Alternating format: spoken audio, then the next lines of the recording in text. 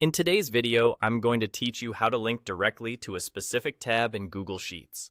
If you've ever told someone to open the file and scroll to the third tab on the left, there's a much cleaner way.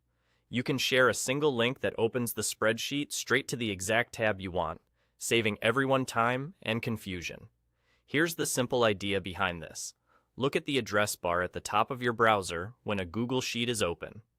Each time you click a different tab at the bottom of the sheet, the number at the very end of the URL changes. That number is called the GID,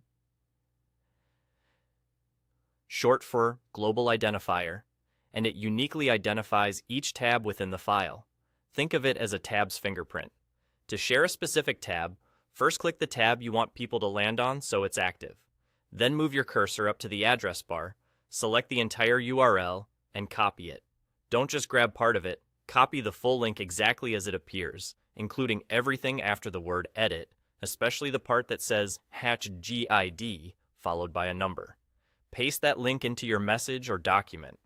When your teammate clicks it, Google Sheets will skip the first tab and open the file directly on the tab you selected.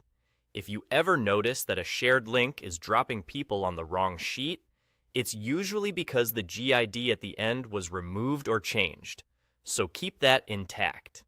A quick pro tip to keep things tidy and more user-friendly. Rename your tabs before you share. Double-click the tab name at the bottom and give it something clear and descriptive like Summary, Q4 Budget, or Data Import. This doesn't change the GID, but it makes the sheet easier to navigate and helps teammates instantly understand where they've landed. By the way, the first tab in a new Google Sheet typically uses GID 0, while other tabs use longer numbers. So if your link ends with GID 0, you're pointing to the very first tab. Any other number means a different tab. As long as the URL you send ends with that specific GID, it will always open to that exact tab. That's all there is to it.